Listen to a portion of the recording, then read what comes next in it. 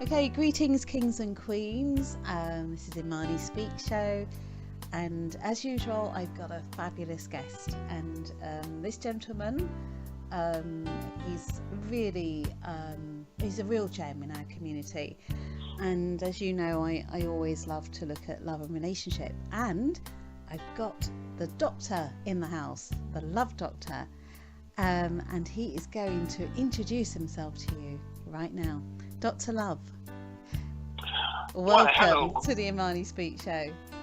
Well, thank you very much, and must I say good evening to kings and queens, prince and princesses, wherever you are, whatever you're doing. I'm very delighted to be with you. Fabulous, fabulous. So, Dr. Love, can you just very quickly just let people know what you do? Just a little bit about yourself and why this is such an intriguing, area for you, because you're a teacher of this, you live this. Yes, I'm going to give you the floor. All right, thank you. Just briefly to say that I help singles get the love that they deserve.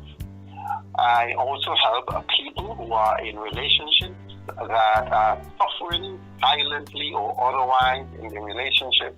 I help the relationships get from bad to good, good to better, better to ecstatic. In other words, I help you put your relationship back on the road, on track, so that you can enjoy the relationship as it should be enjoyed. The relationship should be life-giving, not death-dealing. You shouldn't be suffering silently. You shouldn't be, you shouldn't have all your energy drained out of you because you're in a relationship. The relationship should have the opposite positive impact, where it helps you to grow, to develop, to blossom, to bloom, to shine, and to be all that you can be with a supportive spouse or partner in your life. So that's my background. The reason why I think that this is important and vital and necessary and almost something that is as vital, important, and there's a term, not mandatory, but indispensable for human beings as food is. Because love is to the soul what food is to the body. And wherever you go, in whatever culture, in whatever time, in history or currently, or whatever area around the world you go, people always, wherever you have a group of people, a tribe of people, a nation of people, people always gravitate towards relationships. Because it is in relationships most of us are birthed in, whether it's a bad relationship or good relationship. It is a relationship that we thrive in. Human beings are said to be gregarious animals or creatures. We like to be in the company of each other. We crave to be in the company. In fact, one of the worst punishments you can visit upon a human being is isolation. And that's why they chose prison, to isolate people, to punish them. And in fact, if a human being is isolated for extensive period of time, he could literally go mental. Wow. So that's my take. If you're in a relationship that is really sour right now, I specialize in helping it to become sweet. If you don't have a relationship, I also help you, coach you into getting the love you want. Wow.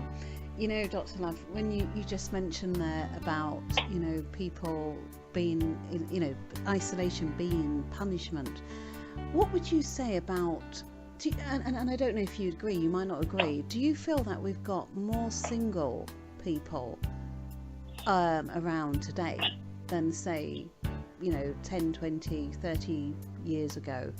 And if so, what's going on? Okay, well, let me just say that marriage has fallen out of grace for modern society, and it's an empirical, statistical fact that we are now having more singles in the population. I mean, adult singles in the population than we had years ago, 10, 20, 30, 40 years ago, where during that time, there was a tremendous emphasis in society that once you reach a certain age, the society itself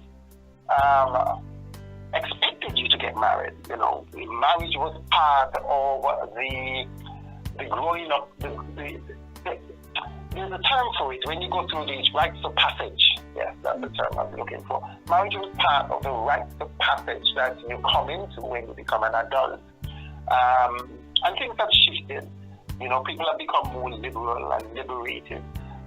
Relationship is being redefined. In fact, I saw a glimpse, I don't know, in one of the daily papers today, I glimpsed a little editorial that said, we need a new word for marriage.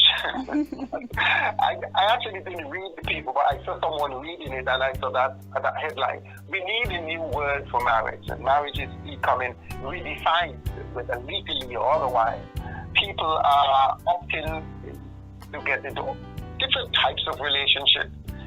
People are staying longer to become married or to couple up than before, and there are many reasons for this.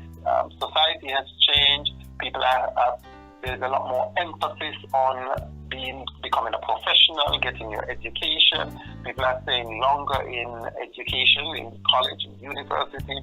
And when they're finished, they want to establish their careers, and this takes a very long, extensive period of time. And there is no more, there's the pressure to get married isn't as evident, particularly in Western society.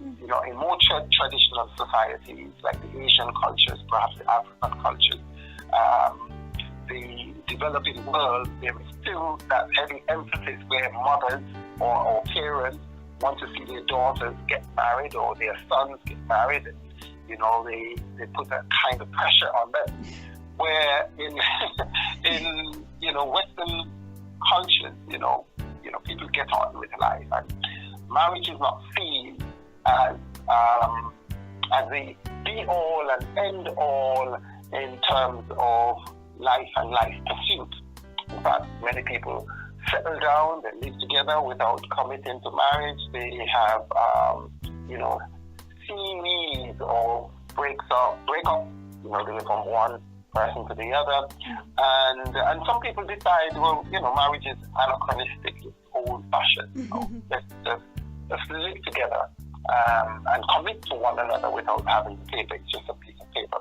I don't necessarily agree, but that you find these kind of ideologies among people in the society, particularly educated people, so there's not much emphasis, not as much emphasis on settling down as years gone by.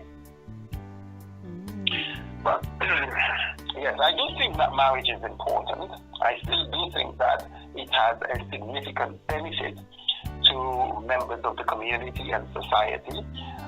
Research has shown that married people tend to live longer, they tend to be mentally stable, more stable, happier. They tend to be, in fact, even a bit richer than their single counterparts.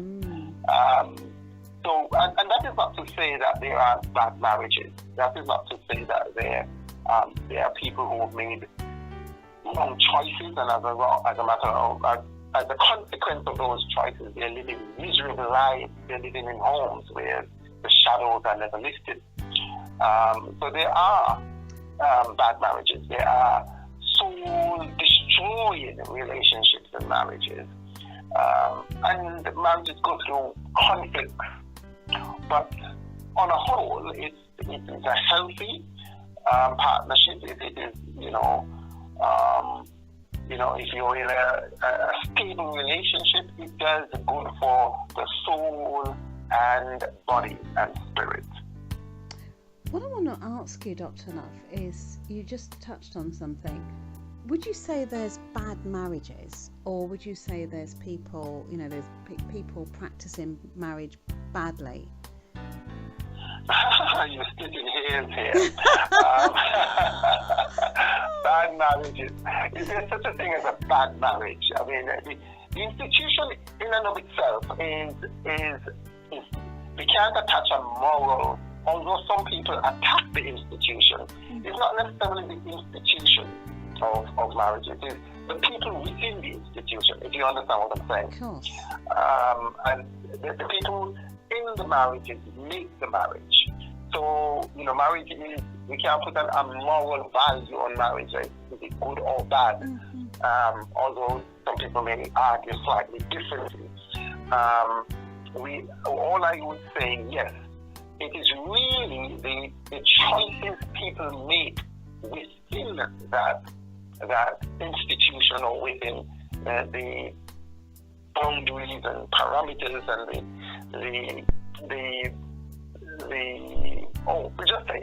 the walls of marriage, that makes it horrible or good. And the structure of the marriage itself can be good and it could be bad, because whereas if you have a loose relationship, you can walk off quite easily. I just dissolve the situation. If you're not making me happy or not making you happy, I just go my way, you go your way. There is really nothing to tie us if we are not married. But when you're married, there are a whole series of consequences and processes that must be untangled before you free yourself. The divorce process is one of the most painful processes. Some people think that it's one of the most liberating processes. I've even heard one girl telling me that she finally got divorced and she had a divorce party. So she must have been in a really painful situation to celebrate the dissolving of the marriage. So yes, technically I subscribe to what you've said, but again, it's splitting hairs. So, of course there are, marriages where it's just, and this is the thing I want to ask you. As you open the show there, you explained that you can help people to, sort out their relationships. Have you found where people have come to you, maybe a couple, maybe one person from the couple who's come along, and you've had to say, I don't think there's anything here to salvage, or to, there's no way, there's nothing there? Or do you feel that you yourself have never experienced that with your clients? Well, there are times where people have made wrong decisions. Rightly or wrongly. So, you could have people who are being forced into a marriage. We know situations like that. There are people who, in their young, giddy-headed teenage years, they felt that this is the man or woman of their dreams, and they hastily just simply tie the knot. There are some people who just have what they call a whirlwind romance, and they just tie the knot, only to find out that they're totally incompatible. They're, or you genuinely decided that this is the person for you. You tied, quote unquote, tie the knot. I'm using these terms, tying the knot. It shows me how old I am. No, I think it's a good example. It's a good analogy. Yeah. You may find out that you're living with a narcissistic person. A person with mental health issues, bipolar person, a person who goes through a personality change. You may have people who are very religious. For example, I saw something very interesting some time ago, where there was a couple and it was in the news, it was in the newspaper, and one of them decided that they wanted to change gender. I mean, what do you do with that? Oh my God, yeah. So there are indeed situations, and that's a very extreme situation, but I just wanted to point that out. Or you may find out that, your spouse is, has done some criminal activity or something that is not morally right, reprehensible. And yes, there are times when two people come to a fork in the road where they simply, absolutely, either have done things, they have done things to each other or done things to the relationship where one is not, whether or not they cheated, whether it's abuse or maybe it's, when people get into drugs, addiction, that's the word I'm looking for. Addictions, yeah. And that puts a very heavy burden on the relationship and the other person in the relationship. And sometimes, there is no hope. I know one guy who, he spoke to me and he said he got married to this girl and he didn't know that the girl had mental health issues. When they were dating, she took her medication, she sounded and looked sane, none of the family informed him of it. Oh my God. When he got married and they were in the marriage, and she found out that she was behaving weird. She was even at one point in time beating him with a broomstick. Sorry, I don't mean to laugh. That is that is. Oh my God. And by this time, they had 2 children. So, just for protection from himself and for the children, he had to institute a divorce. So initially he separated and then he divorced because her mental health, he was like walking on eggshells. Oh, that's horrible, yeah. She just didn't know when she was going to go off. She would run away, the police would find her in the cemetery, in the graveyard. These kind of things put a heavy strain on relationships. Having said all that, I would like to go, although many people would say that when their relationship breaks down, it's irreconcilable. The vast majority of conflicts, of issues, of problems, no matter how dark and dismal the situation may look, are solvable. And let me just hasten to say that there isn't or there aren't any relationships or marriages that are problem-free. In fact, I would dare tell you that the successful marriages or successful relationships have just as much problems as the ones who dissolve or break down and divorce. That's interesting, Dr. Love, because I think most people who think of successful relationships, they think they have less problems and maybe even no problems, which it doesn't make sense really, because if you're going to spend your life with somebody, there's going to, life is going to give problems whether you're with someone or not. So it makes sense that there's going to be problems throughout a good marriage as well as the bad ones. But yes, sorry, carry on with your point. Well, the point I'm making here is that there will always be problems. Even when you're single, you think, you have nobody to give you stress. You will have problems anyway, like you just correctly said.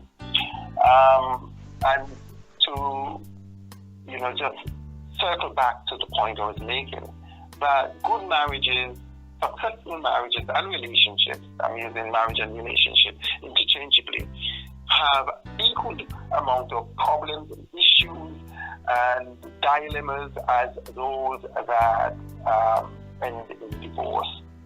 So it's not the problem, it's not the issue, it's not the challenges, the conflicts. It's really how we handle them. the way we respond to them. And I could tell you that there are skills involved. There is hope. If you're going through a bad patch, there is hope. There are skills involved that you can use that will help you to navigate the rapids, the challenges, the horrors that you may feel and think that you're going through. And I do feel it for people, because when you're in a dark place, and when your soul, your spirit, your emotions are being hurt, when you're being drained, it's quite good and easy for a man like me to come and speak nice, lofty words about how great relationships are and how easy, well, maybe not easy, but they are solvable. But when you think that your husband or wife or partner is a stubborn old mule and they need to change, and maybe you're even thinking that they're the demon from hell come to harass your soul, and that they're such monsters, it's easy for me to talk about solutions. But I must say, yes, there is hope. And, in the calmness of your sober mind, you may need to reach out. Yes. And get help externally. We don't suggest that you sit around and, silently suffer and pretend that you have a great relationship when you don't. You could drive yourself nuts or puppies doing that. Now, I'm not suggesting that you go and tell everybody and anybody, but seek help. You can seek professional help. Sometimes you just need a friend. Kind of dangerous. I don't recommend friends and family, because sometimes they will side with you. They see the pain that you're going through. They see, what's happening to you, and it naturally we tend to think, well, that this person, this guy, this woman is really a monster who's out to seek your demise. But someone that you could hear what's happening, that you could talk it off. Someone who would give you maybe a balanced view, who could say, well, maybe you need to change your attitude towards this area, or maybe you need to do something. There are many different tools we as professionals use. But if you're suffering, I'm happy to let, and I normally give a free consultation to anyone who comes along. We, the first session or so, we talk, we work through it, talk through it. So if you're listening and you think that you would probably need some help, I'm happy to help. So could I just give my number? Yes, please do. Yes. My number is 07903 317 426. I'll repeat that again. 07903 317 426. Just give me a call.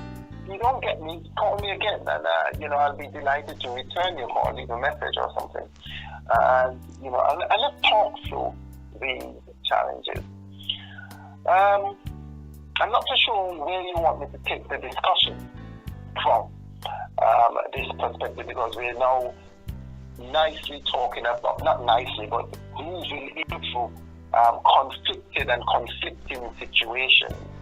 And probably I might want to give several pointers as to what to do and what not to do if you are at loggerheads or have locked horns with your loved one. Yeah. So where do you want me to take this, Amani? Well, I suppose with you just letting people know and letting them know about consultations, maybe you could break down, what they, as you were saying, what sort of things because sometimes I think for people, they do sit in silence and they don't know what to say. I think people feel embarrassed. I think people feel, why can't I make this work, or why am I being treated like this, or why am I not feeling the feeling? Some people they find they just don't feel the same way about the person, and they might feel embarrassed or feel bad, or hope that the feelings might change. So so I don't know, what would you like, what would you do with that? Let's be a bit more pragmatic rather than general. That's true. And pragmatism dictates that we need to address problems, real problems that people are having. Exactly. But there's so many different types of problems that you don't know where to start. So, I have to really be general. And if you have a specific issue, then you could probably talk to me about it. And the first thing is that you begin by identifying what is happening. And by that, I am asking you to release the blame culture. There is an emphasis that if things are not happening, it's because of the other person. And it may be so, it may not be so, but if we try to get out of the blame culture, then it's easier for the other person to respond.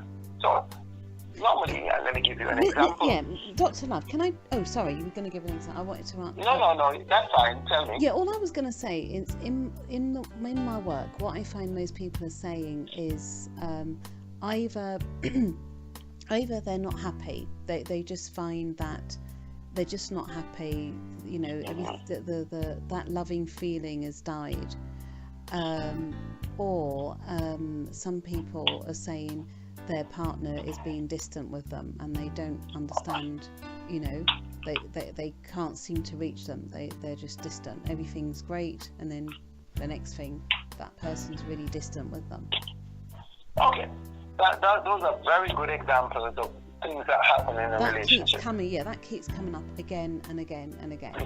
Yeah. Well, may I just say that, for one, let's just accept a simple fact that the relationship goes through cycles. Yep.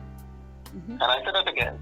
Relationships go through a cycle. In fact, a relationship is something almost like a human being. You have the baby, you have the lovely, wonderful excitement when a newborn is birthed into the world, and then you have the terrible tools. Then you have the adolescent years, the teenage, turbulent adolescent years, and then you have the adults, the young adults, and the mature adults, etc.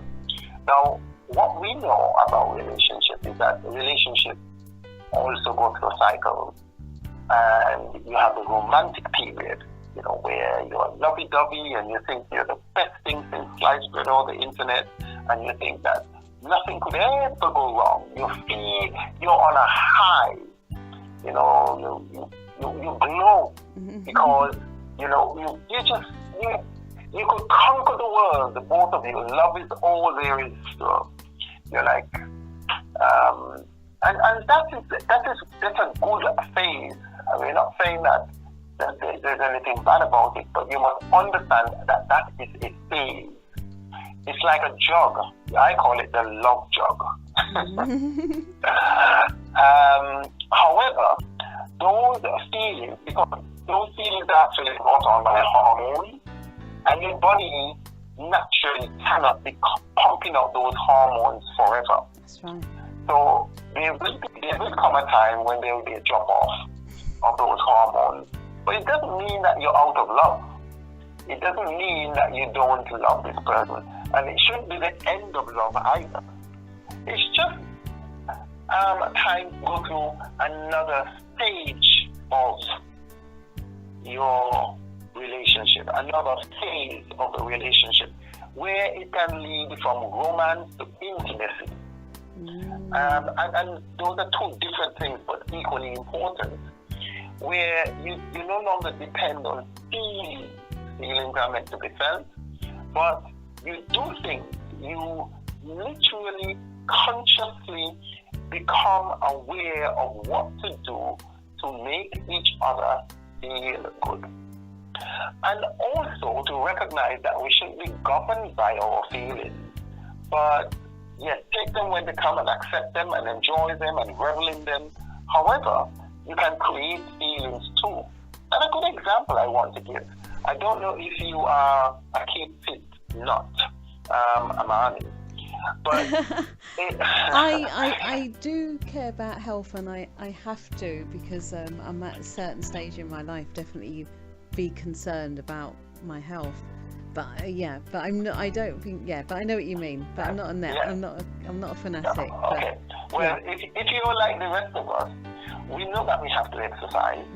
We know that, and we might want to go to the gym or go jogging in the morning. But I guarantee you, $1 against the dog biscuit, that there are times when the weather is bitter cold, under your covers, it's nice and warm and snuggling. And to get out is a real challenge. You would much prefer stay in your bed than get out. Oh God, absolutely. Yeah? But I suspect that you're a very disciplined person. So, so you might decide, okay, well, come hell or high water, let me just put one foot in front of it. You put on your jogging attire, your sneakers, and you go out, and the blast of the wind, you want to run back inside, but you grit your teeth and you go for the run anyway. Now, for the first 5, 4, 5, 10 minutes, it's a struggle. But then you get into the groove of things. And once you get into the groove of things, you begin to enjoy that which you didn't want to do in the first place. Now, love is something like that. Relationship is something like that. Sometimes you don't feel like it. Sometimes you don't even want to do it. But for the sake of the other person and the relationship, sometimes just do it. Just continue in the activity. And sooner or later, the activity engenders the feeling. Do you understand what I'm saying? Oh gosh, absolutely. Yeah. So, you may not feel like going out for a romantic dinner. You may not feel like giving the person a massage.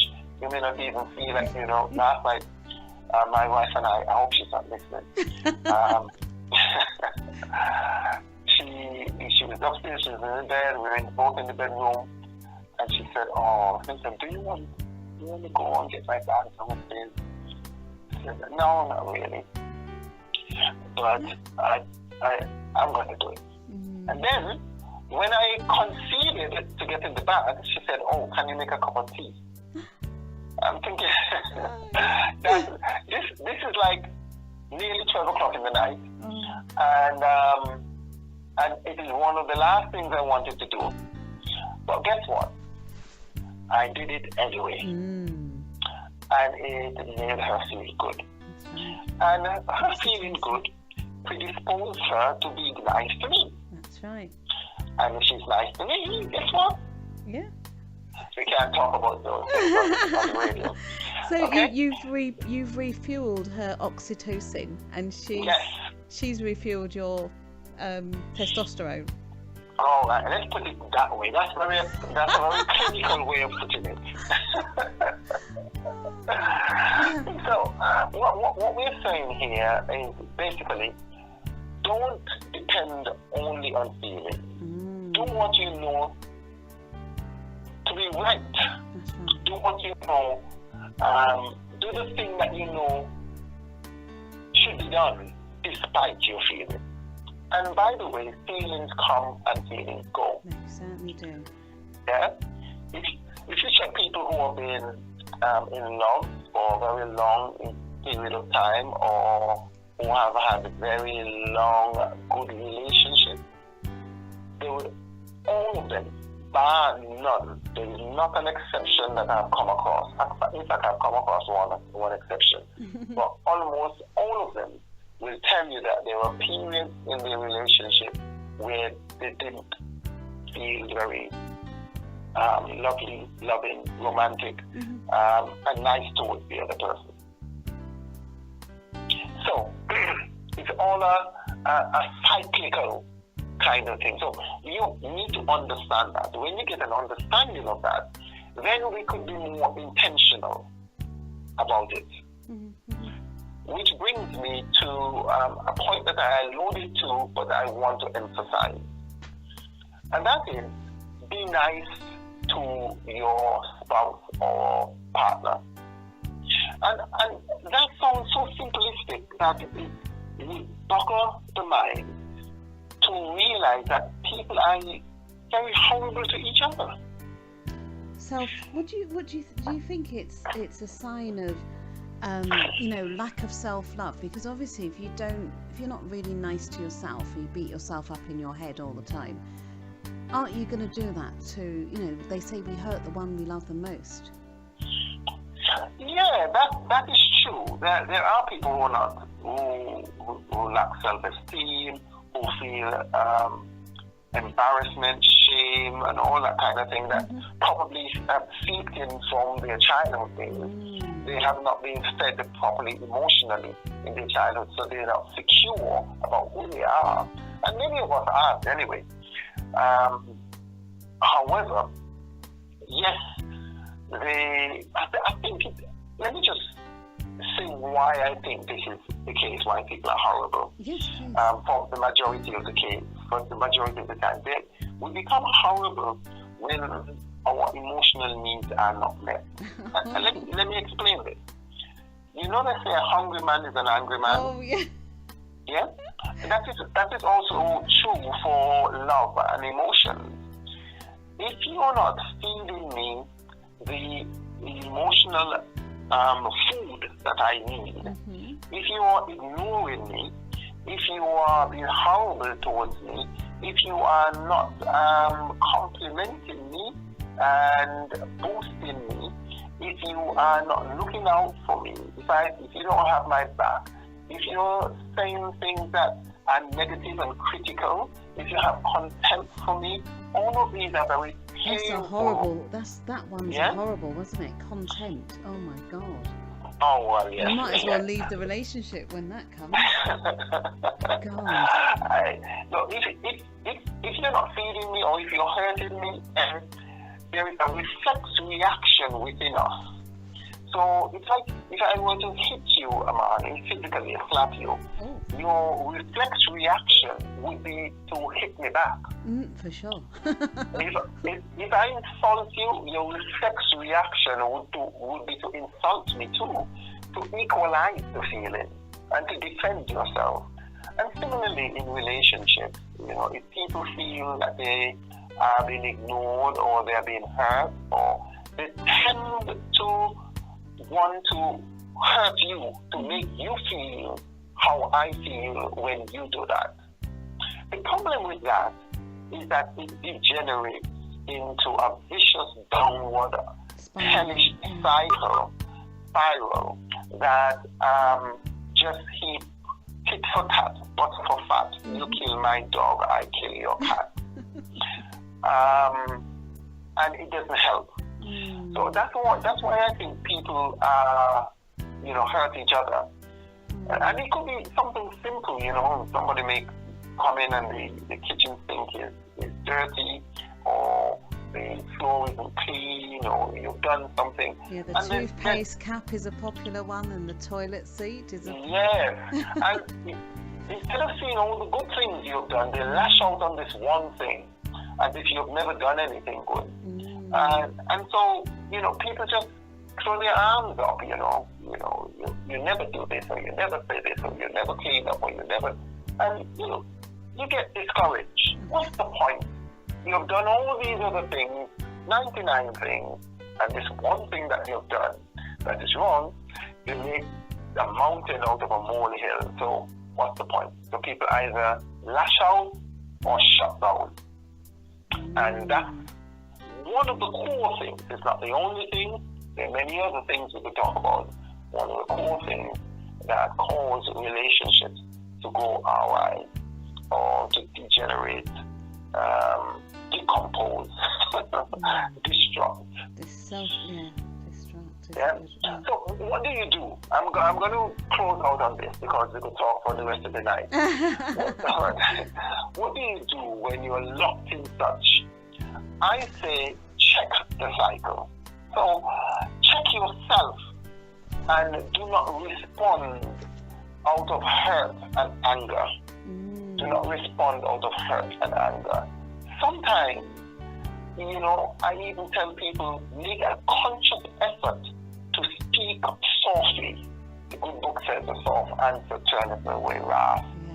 And they have found, when there is there's a harsh or hard or loud startup to a conversation, then it escalates out of control.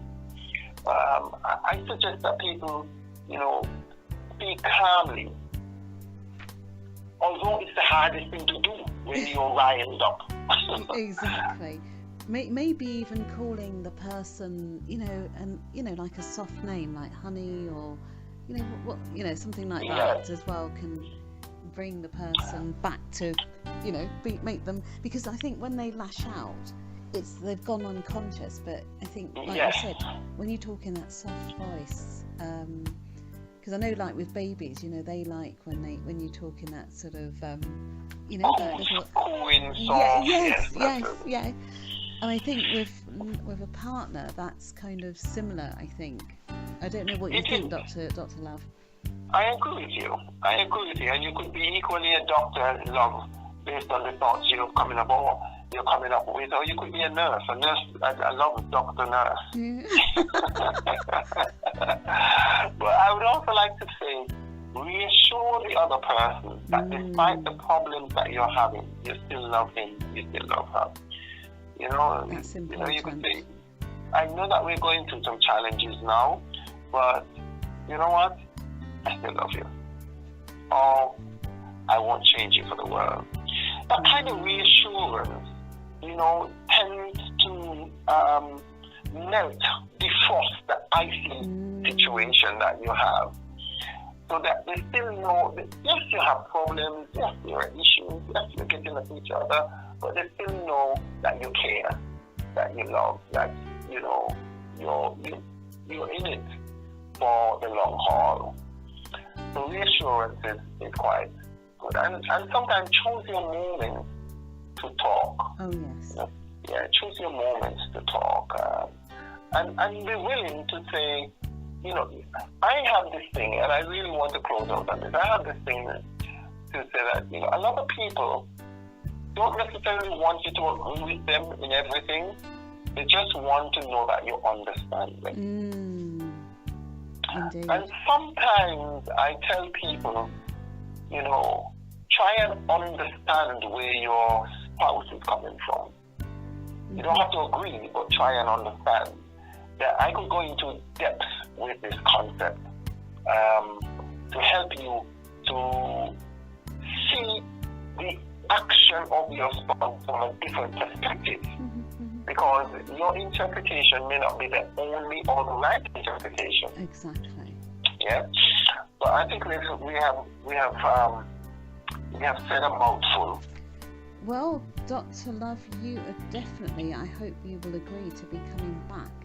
We're going to be doing a succession of these calls with you, and I hope you are able to come back. Yes, I'd be happy to.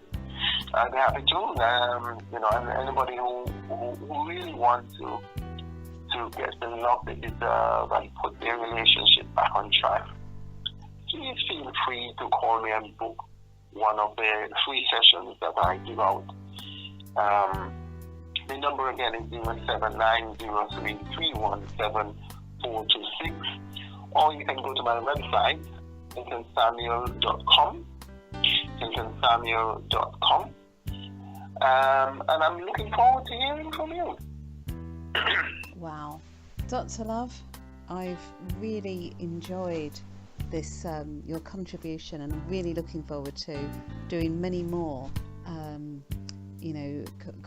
calls with you, because I really feel what I love about what you do. First of all, you live it. You're happily married for how many years have you been married? If you don't mind me sharing with me. It's about 13 years now, 13 years. 13 years and still going strong, and and also your teachings. I love the fact it's so practical. People can actually use the information in their.